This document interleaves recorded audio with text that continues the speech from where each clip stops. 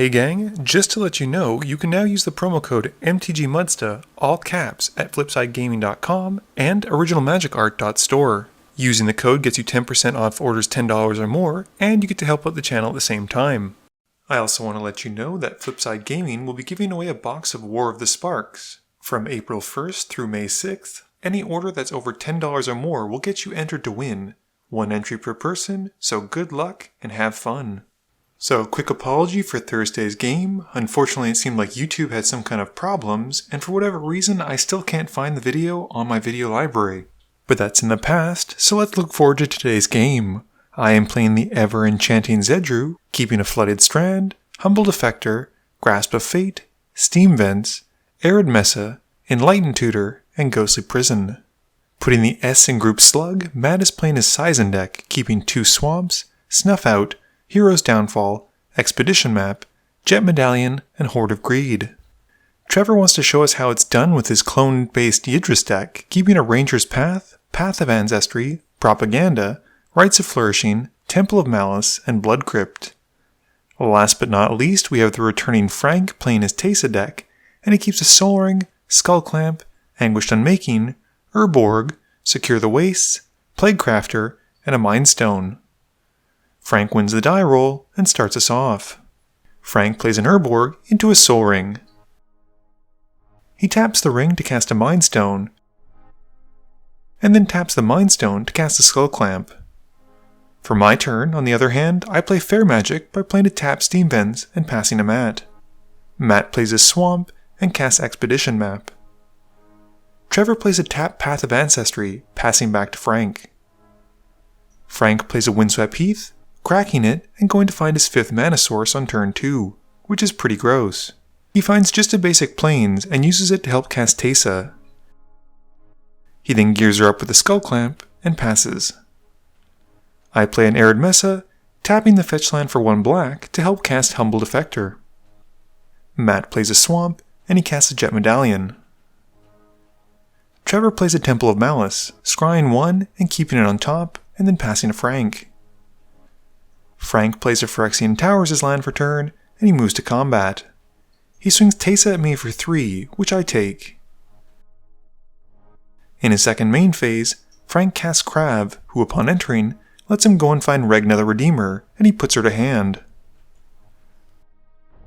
I play a Flooded Strand for turn, cracking it and the Arid Mesa, taking 2 to go and find a Plateau and a Tundra.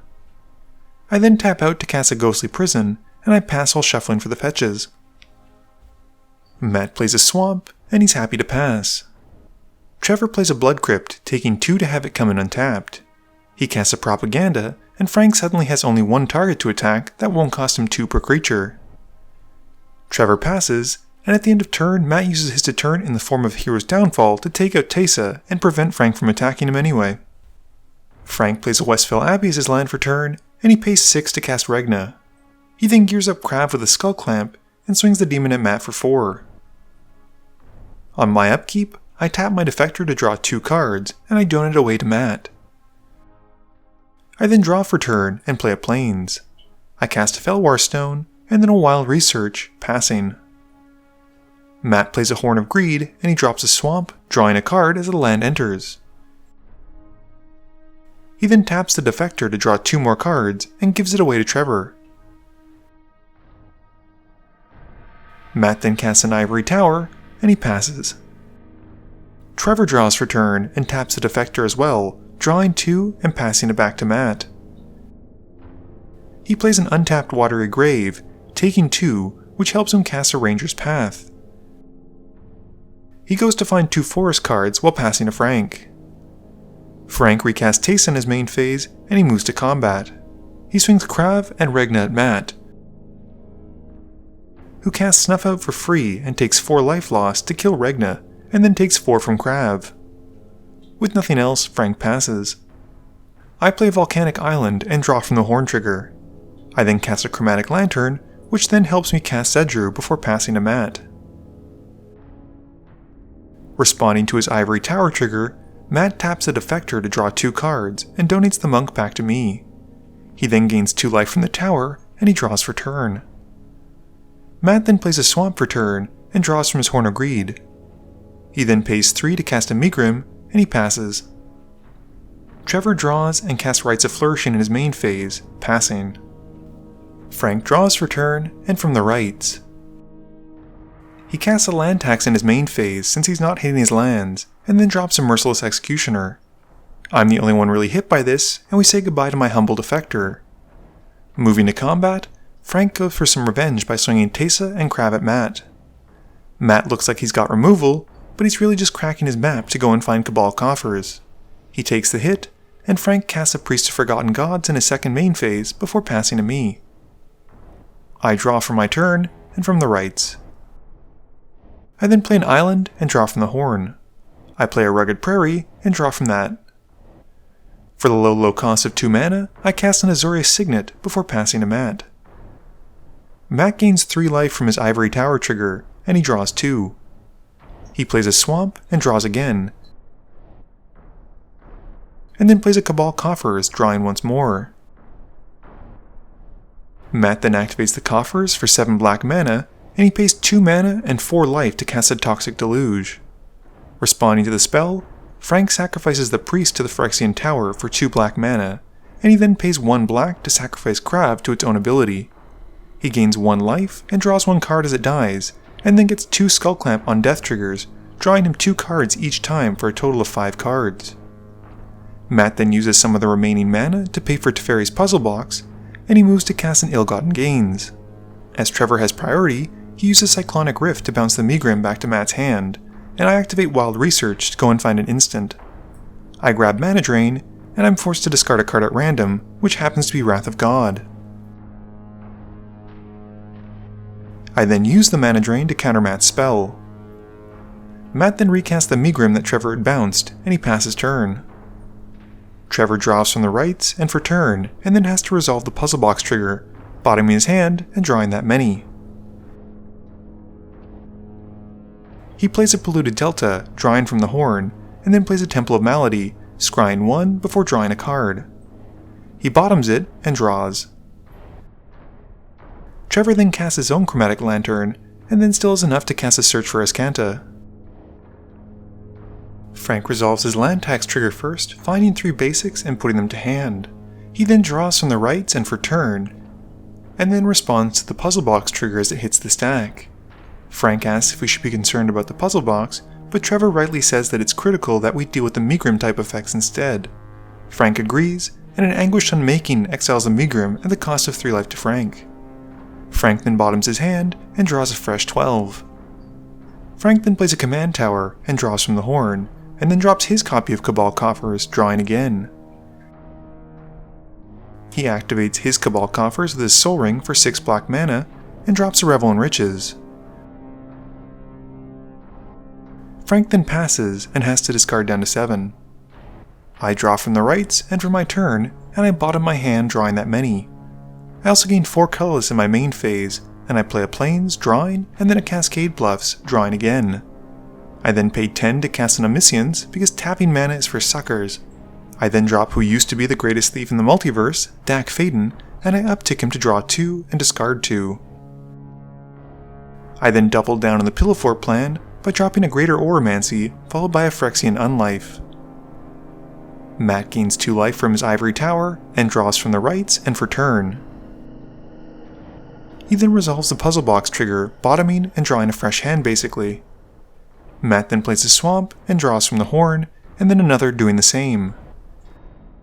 He activates his Coffers for 9 black mana, and uses 4 of it to cast a Dark Petition, gaining 3 black mana as it resolves since he has Spell Mastery met. He grabs his card, and then resolves a Caged Sun, naming black. He then uses the remaining floating mana and 2 more for a Fate Unraveler. Matt then casts an Underworld Dreams, and all of a sudden the mono-black group hug deck at the table has become a mono-black group squeeze deck. Matt isn't done though, and he wants to rub more salt in the wound by dropping a Wound Reflection. He's still not done though, and he cements his position on wanting to hug the table to death when he drops Erebos to prevent anyone from gaining any life. Trevor uses his search trigger and he mills a forest off the top of his library. He then flashes in a stunt double as a copy of the Fate Unraveler, and he then does all of his drawing, bottoming, and takes damage from drawing, dropping to 20 after resolving the puzzle box trigger. Trevor then uses his Kodama's Reach to find a basic for the field and one for his hand. He finds a mountain for the field and an island for his hand. He plays the island, drawing from the Horn of Greed and taking 2. Trevor doesn't really want to drop to sub 10 life though, so uses a Croson Grip to blow up the wound reflection before passing to Frank.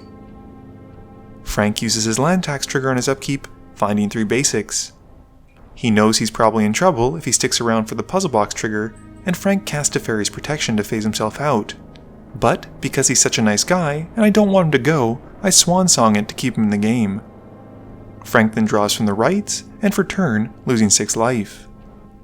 He then responds to the puzzle box trigger by casting Enlightened Tutor to hopefully find an answer, but all he has is Aetherios and he puts him on top for the library. Frank then has to bottom 11 cards and draw 11 cards, which means he's taking 33 damage. This is enough to take him out, and we move to my turn. I draw 2 cards on my turn and I lose 6 life. I then bottom 4 and draw a new 4, losing 12. I cast a Sunbird's Invocation for freeing my main phase, and I uptick Dak, drawing 2 cards, losing 6 life, and then discarding 2 cards. I then activate Wild Research to find Decree of Silence, and I discard Mistveil Plains. I then cast the Decree, and the Sunbird's trigger goes off. I reveal a bunch of cards, and I find and grab Solemnity, which seems to go well with my board state. I then activate the research again, and I go to find Mind Over Matter. We then roll to see what I'll discard, and I lose a Rainbow Veil. I then cast Mind Over Matter, and I resolve the Sunbird's trigger again. This time, I choose Aura of Silence, and I put it into play, passing to Matt. Matt doesn't gain any life from his tower, and he draws 2 cards and loses 2 life from Trevor's Fate Unraveler. He then resolves the puzzle box and draws a new hand after bottoming the original, and he drops to 18. Matt then moves to combat, hitting me for 8, and he passes to Trevor. Trevor mills the top card with his search trigger and draws his cards. This has him drop to 4 from the damage for drawing. Moving to combat, he swings a stunt double copy of the Fate Unraveler at me, while I destroy with my Aura of Silence. Trevor then plays an island and draws, losing 2 life. I draw my 2 from the rights, and for turn, dropping to 0, but not taking any poison damage thanks to Solemnity. I then cast an Enlightened Tutor in response to the puzzle box trigger, and I go to find a Temple Bell, putting it on top. I then put my hand on the bottom, and I draw 2 cards. I then cast Temple Bell, and I combo off, forcing everyone to draw their libraries, and I win the game as I'm able to discard Ulamog to reshuffle my graveyard into my library, and effectively never decking myself. Game review time! So, I think this game I was in a pretty fortuitous position. Matt was giving me a ton of draw, which in turn was able to fill my hand, so when I used Wild Research, there was less of a chance to hit the critical card that I tutored for. I also got very lucky when I cast Decree of Silence to hit Solemnity off of it with the Sunbird's Invocation, and that just kinda worked out well. For those of you wondering how the combo worked at the end, you tap Temple Bell, then discard the card you drew with Temple Bell to untap it with Mind Over Matter. You then tap it again, and basically force everyone to draw out their entire library.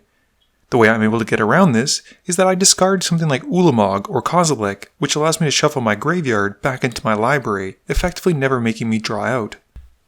I think Frank's start was aggressive and very powerful, but unfortunately he seemed to stutter a little bit later on when he was missing his land drops. He was drawing a lot of good action cards, but he just didn't have the mana to get them going. I think it was particularly funny to see how much damage he took in that one turn, and he probably could have survived a little bit longer into the game had he not gotten 3 basics with his land tax. I think Trevor unfortunately had to adopt a very reactive role, mostly to dealing with Matt's permanence. Matt was gaining tons of mana, tons of draw, and lots of ways to punish people for drawing other cards, and Trevor didn't really want to die as a result of drawing, so he had to use a lot of his answers to deal with Matt as opposed to me. I think Matt's game plan worked pretty well throughout the entire game, with the only downside being my Phyrexian Unlife, which when paired with Solemnity basically means I can't die. Plus, being in mono black, you don't have a ton of ways to interact with enchantments. Please be sure to tune in every Monday and Thursday at 11 AM Eastern Standard Time for a guaranteed new video. You can also follow me on Twitter at MTGMudsta. You can find me on Facebook at facebook.com/mtgmudsta, and lastly, you can check me out when I stream at twitch.tv/mtgmudsta. This video is brought to you in support by my patrons. If you're looking for a way to help out the channel, please be sure to visit the link below. Thank you all for watching this video, and don't forget, friends are just opponents you haven't eliminated yet.